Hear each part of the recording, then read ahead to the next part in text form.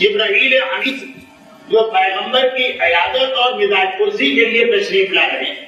آج جبرائیل سے یہ سوال کیا کہ اے جبرائیل، میرے بعد وحی کا سلسلہ منقطع ہو رہا تو تمہارا اس دنیا میں آنا جانا بھی بند ہو جائے گا.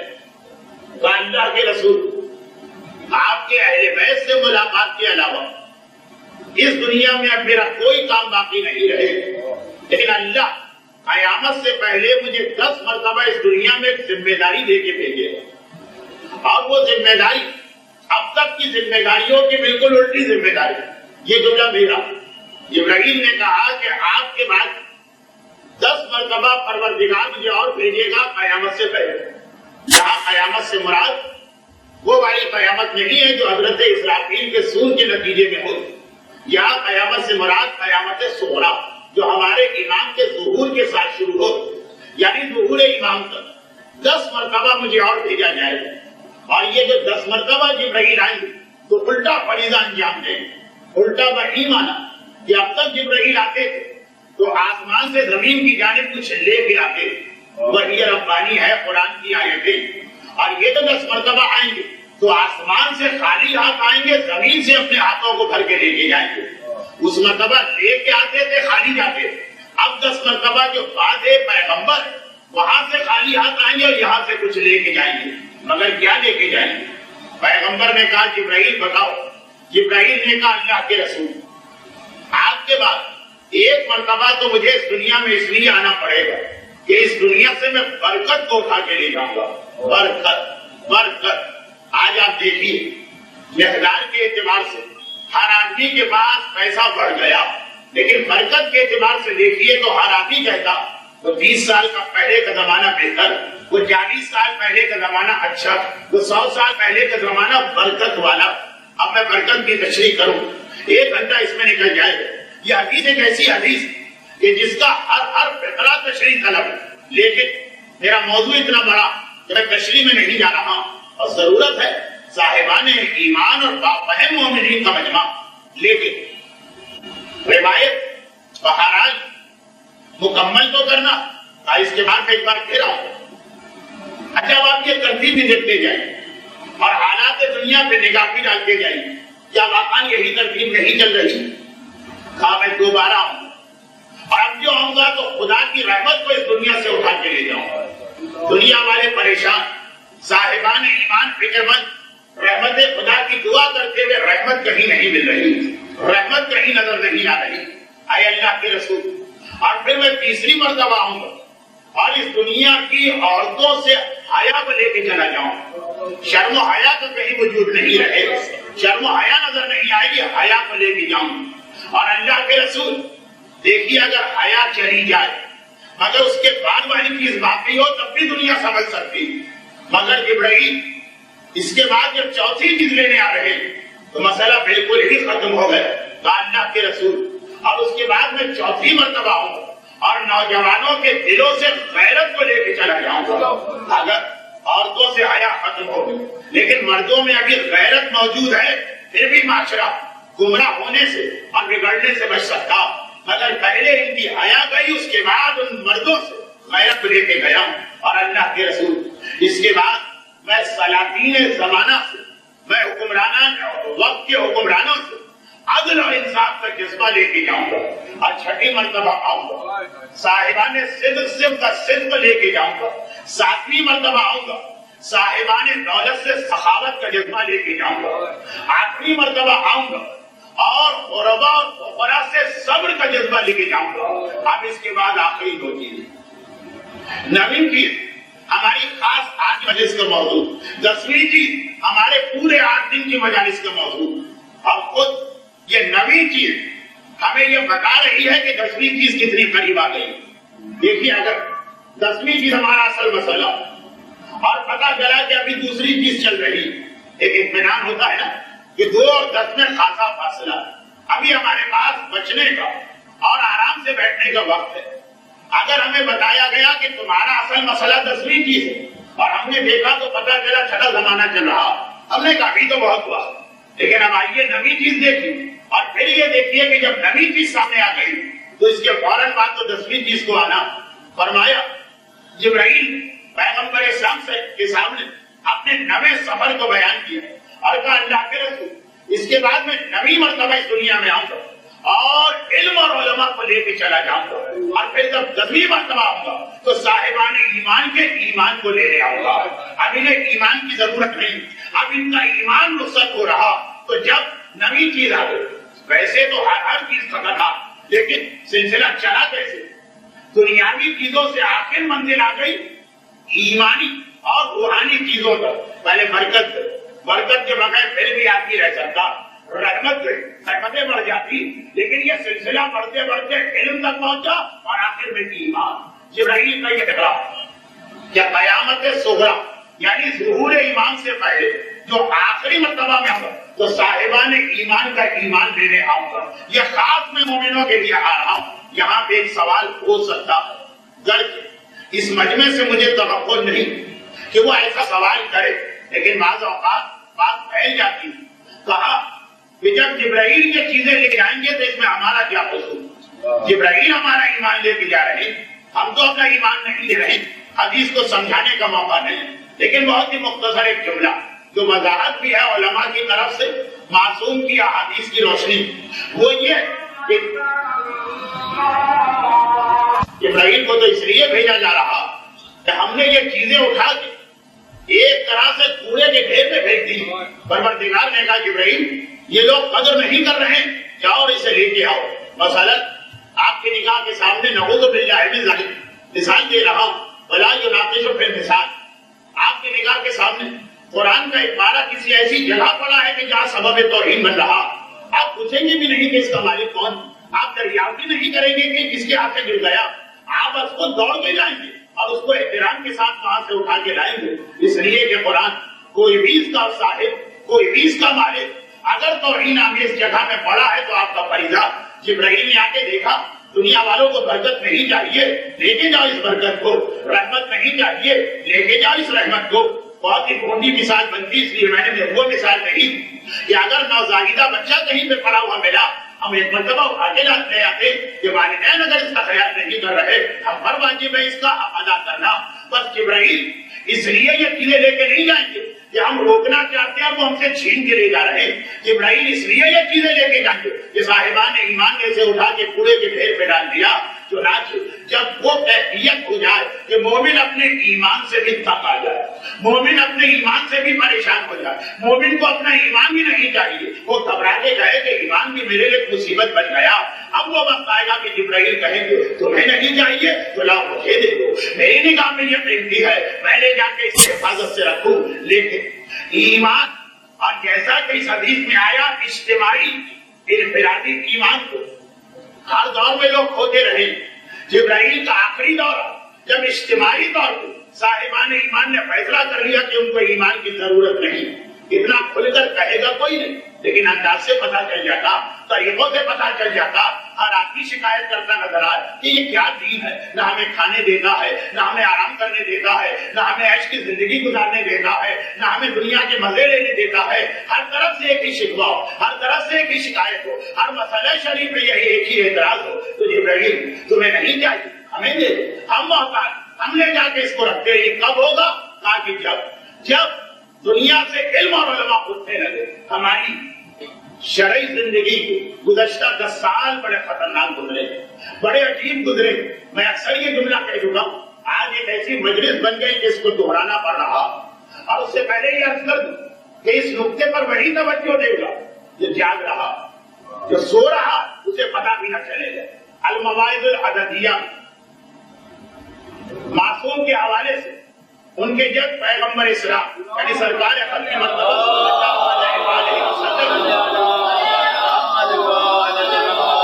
یہ حدیث موجود ہے، حدیث موجود ان للجسم ستۃ احوال، جس میں انسانی کے 6 حالتیں، الموت والحیات والصحت والمرض والنوم والجلسۃ، جس میں انسانی کبھی مردہ ہے کبھی زندہ، کبھی صحت مند ہے کبھی مریض، کبھی جاگ رہا ہے کبھی سو رہا، کذالک الروح، حدیث کا جملہ یہی روح ہے۔ انسانی کی بھی حالت ہوتی ہے، کبھی روح زندہ ہوتی ہے کبھی مردہ ہوتی ہے۔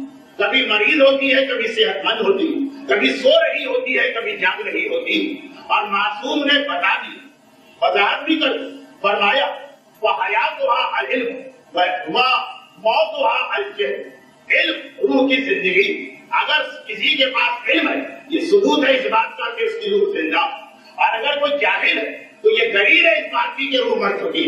اس کو میرے مولا نے ایک عجیب لفظ سے بیان کیا، کل میت بین الاحیاء، ایسا آدمی مانند ہے اس میت کے جو لوگوں کے درمیان چل رہی چلتا پھرتا لاشا۔ آخری اور آخری مجلس میں یہ ہمارا موضوع بننے والا۔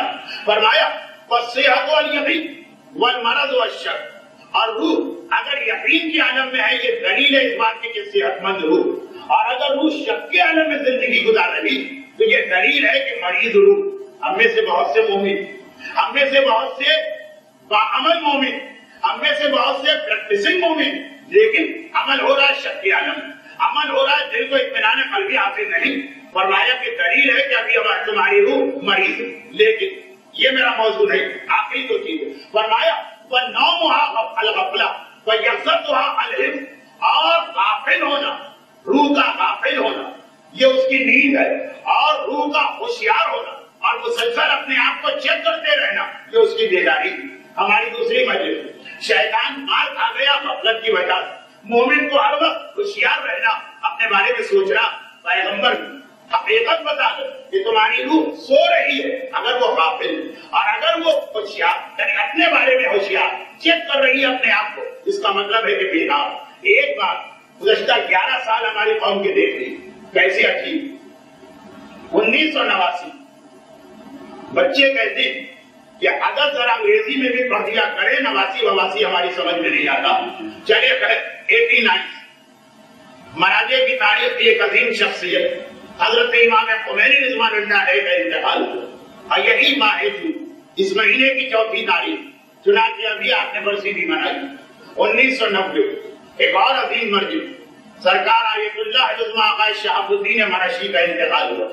1991 ایک اور عظیم مرجع آیت اللہ محسن الحکیم کے ولد اکبر، جن کے بارے میں تقریباً طے تھا کہ مرجعیت ان کے پاس آئی، اور انہوں نے خود منع کر دیا کہ جب تک کہ آیت اللہ کوئی جیسا عظیم مرجع زندہ میرے لیے اپنی تقریر کروانا جائز نہیں۔ 1991 سرکار آیت اللہ عظمہ آغا سید یوسف الحکیم، 1992 اور یہی ماہ سفر کا مہینہ تھا 1992 آیت اللہ عظمہ آغا خود، جن کا تذکرہ کسی اور حوالے سے کل ہو گیا۔ 1993 آیت اللہ عظمہ آغا گلپاہگان، 1994 آیت اللہ عظمہ آغا عبدالعلی سبزوالی، 1995 آیت اللہ عظمہ آغا اراکی، 1996 آیت اللہ عظمہ آغا سید قاسم تبریزی، جو نام بھی ہمارے یہاں نہیں پہنچا، اور جن کے بارے میں جملہ کہا جاتا کہ یہ اتنے عظیم مرجع کہ آیت اللہ کوئی کے شاگردوں میں پہلے بیچ میں تھے، مگر ایسے شاگرد تھے کہ بعض اوقات آیت اللہ کوئی ان سے استفادہ علمی کیا کرتے۔ 1996 آیت اللہ عظمہ آغا سید قاسم تبریزی، 1997 آیت اللہ عظمہ آغا سید محمد روحانی، اور 1998 کا یہ منحوس سال آیت اللہ عظمہ آغا مرزا علی اخباری۔ دیکھیے مسلسل سلسلہ چل رہا اس مجمع میں، مجھے ایسے چہرے نظر آ رہے جو کہیں گے کہ مولانا یہ والا نقطہ تو ہم نے اس سے پہلے بھی ایک درس میں سنا، اس وقت پیرس 1995 تک کی، کسی نے اس کے بعد سنا ہوگا پیرس 1996 تک کی۔ میں تو یہ بتا رہا ہوں کہ یہ ہو کیا رہا، پوری تاریخ تشیع کو میں نے چھان مارا آج سے 3-4 سال پہلے، اس وقت بھی ہمیں کبھی ایسے 10-11 سال نہ ملے کہ ہر سال اتنے بڑے مرجع اور نائب امام کے انتقال کی خبر لے کے آیا۔ یہ سلسلہ مسلسل چل رہا۔ 1989 ماہ جون کی 4 تاریخ آیت اللہ عظمہ آغا امام روح اللہ الموسوی الخمینی کے انتقال سے لے کر یہ شب جمعہ 19 جون آیت اللہ مرزا علی اخباری کی شہادت تک ہر سال یہ ایسی خبر آ رہی کہ کیا ابھی بھی ہمارے کان کھڑے نہیں، کیا ابھی بھی ہم سوچنے پہ مجبور نہیں؟ پیغمبر فرماتے کہ اگر غافل بیٹھے ہو کہ دلیل ہے اس بات کی کہ تمہاری روح اس وقت نیند کے عالم میں، اور اسی نیند کے عالم میں ایسا نہ ہو کہ یہ اتنی ساری اموات عام مومنین کی نہیں، مراجع کی اموات کے بارے میں اکثر ایک جملہ کہتا ہوں، بڑی بھونڈی بات بن جاتی ہے، وہ یہ کہ دیکھیے اگر کبھی ایسا ہو کہ ایک ہوائی جہاز میں کئی مراجع جا رہے ہیں اور پلین کریش ہو جائے، 10 مراجع خدا نہ کرے ایک وقت میں انتقال کر دیں، ایسے واقعات تاریخ تشیع میں ہیں کہ ایک موقع پہ کئی شہادتیں، بعد میں 10 سال کے بعد ایک مرجع کے انتقال کی خبر آئی، یہ تو ایک فطری چیز، مگر اس انداز کا طریقہ کار کہ ایسا لگے جیسے پروردگار ذرا ہم کو جھنجھوڑ کے دیکھتا، پھر دیکھتا ہے کہ ہم سو رہے، تھوڑی دیر کے بعد پھر جھنجھوڑ آ جاتا، پھر دیکھتا ہے کہ ہم سو رہے، 11 سال وقفے میں اکثر یہاں پہ ایک جملہ اور کہتا ہوں، ہمارے سامنے ماں سبق کے انبیاء، ماں قبل کے انبیاء، یہ تاریخیں ماہ سفر سردار انبیاء کی تاریخیں ہیں، تو اس حوالے سے وہ تمام انبیاء جو پیغمبر سے پہلے گزرے ان کی تاریخ میں ہمیں 2 عجیب واقعات ملتے ہیں۔ چند منٹ کی معذرت ان مومنین کرام سے جنہوں نے اس حوالے سے میرے درس سنے، کیا کر ہر سال ایک خبر آتی ہے اور مجھے یہ بات یاد دلانا پڑتی ہے، ماقبل کے انبیاء کی تاریخوں ہمیں 2 واقعات ملے، ایک نبی کے قوم پہ عذاب آئے، دوسرے نبی کے قوم پر بھی عذاب آئے۔ پہلا عذاب بھی ایسا تھا کہ ساری قوم کا نام و نشان مٹنا، دوسرا عذاب بھی ایسا تھا کہ ساری قوم کا نام و نشان مٹنا تھا۔ پہلا عذاب آیا اور آ گیا، اور دوسرا عذاب آیا اور سروں کو چھوتا ہوا واپس چلا گیا۔ فرق کیا رہا دونوں؟ خدا عادل، خدا کیا بادشاہوں کا نظام نہیں چلتا کہ کسی سے خوش ہوئے تو سب کچھ اس کو دے، ناراض ہوئے تو سن بچہ کو لوگ میں پلا دی، ہر چیز اصول کے تحت ہوتی ہے خدا کے یہاں۔ قوم نوح کو پر عذاب آیا، تندور میں سے پانی نکلنا شروع ہوا، آسمان سے بارش۔ قوم یونس پر عذاب آیا، سارے آسمان پر سیاہ بادل چھا گئے، اب بالکل قوم نوح کا نقشہ سامنے آ گیا۔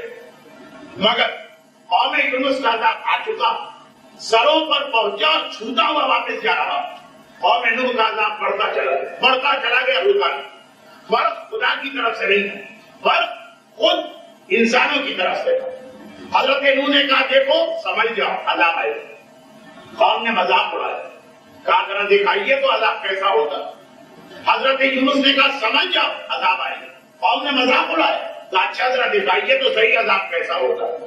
ایک بار عذاب آنا شروع، جیسے ہی عذاب نظر آیا قوم نوح مزے لے لے، اچھا ایسا ہوتا ہے عذاب، تو اپنے اللہ سے کہیے کہ ایسا عذاب اور بھیج دے، گرمی بہت ہے، بارش ہو رہی ہے، مزہ آ رہا۔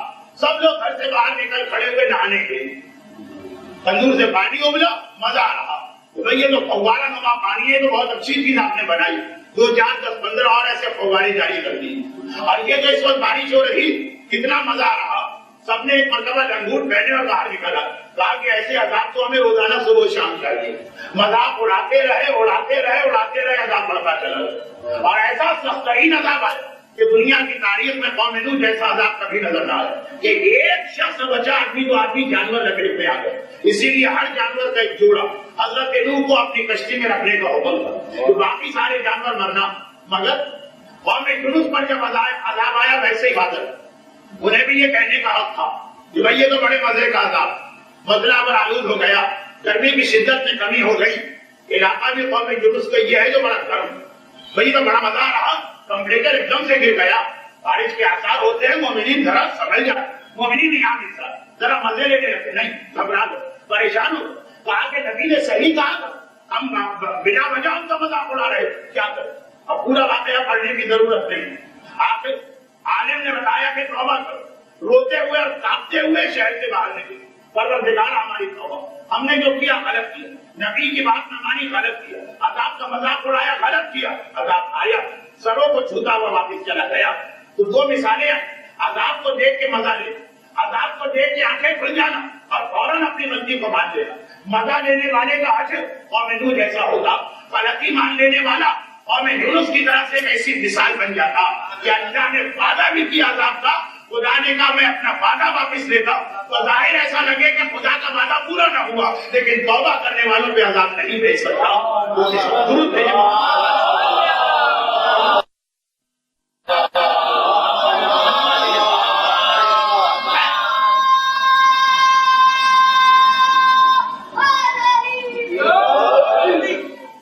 مثالیں ہمارے ساتھ، اور انہی انبیاء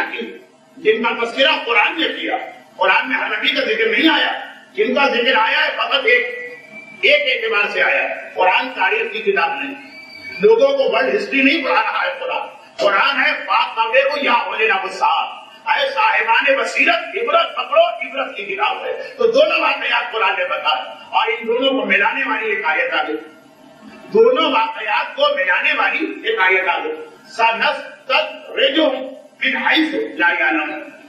کیا آیت آ گئی جو بتا رہی ہے خدا ان کے یہاں عذاب کا طریقہ کیا؟ کہا ہم عذاب اچانک نہیں لاتے، ہم عذاب یکایک نہیں لاتے، لیکن ہمارے یہاں اصول دین میں ہے خدا عادل۔ یہ عادل جو ہے نا اس وضاحت میں یہ چیز تھی، خدا عذاب اچانک نہیں لاتا، آہستہ آہستہ۔ خدا کو اپنے بنائے ہوئے بندوں ختم کرنے میں مزہ نہیں آتا، اصلاح کرنا چاہتا ہے، ہلکا سا عذاب۔ اب سمجھ جاؤ، ذرا عذاب کی شدت بڑھا دی، اب سمجھ جاؤ۔ سنستدرجہم عربی میں ایک لفظ ہے سینے اور سیڑھی کے لیے درجہ، اردو میں بھی درجہ استعمال ہوتا ہے۔ سنستدرجہم درجہ درجہ کر کے ہم عذاب دیتے، لیکن دیتے اس طرح ہے کہ ان کو اندازہ بھی نہیں ہوتا۔ فقط جس کی آنکھیں کھلی، جس کی روح بیدار، جس نے غفلت کے پردے ہٹا دیے، ہمارے سامنے ایک ہی انداز کا عذاب آ رہا کہ پوری 1200 سالہ تاریخ غیبت میں مراجع کرام کے اس طرح سے انتقال کی خبر نہیں آئی۔ کہیں ایسا تو نہیں کہ جبرائیل کا یہ نواں وزٹ ہو رہا، تمہیں نہیں چاہیے مراجع، تمہیں نہیں چاہیے نائب امام، تمہیں نہیں چاہیے نظام شریعت، تمہیں نہیں چاہیے حوزہ علمیہ، تمہیں نہیں چاہیے فقہ مسائل، اللہ کو چاہیے، ایک اللہ کو یہ ہستیاں چاہیے اور محبوب ہم لے جاتے۔ لیکن یاد رکھو کہ اگر یہ جائے تو آخری مرانا ہے کہ تمہارا ایمان جائے گا۔ جب برکت اٹھ جائے گی اور ایمان جائے گا اس میں 8 باتیں اور، جب حیا چلی جائے گی اور ایمان جائے گا اس میں 6 باتیں اور، جب صاحبان دولت کی سخاوت چلی جائے گی 2 باتیں تھی، لیکن جہاں علماء چلے جائیں گے اور ایمان چھینا جائے گا اس میں کوئی غیب کوئی وقفہ نہیں ہے۔ علماء گئے کوئی اب تمہارا ایمان جانے کی باری آ گئی، تو اب ہمیں غور کرنا ہے اس واقعے برحمتک یا ارحم الراحمین وصلی اللہ علی محمد و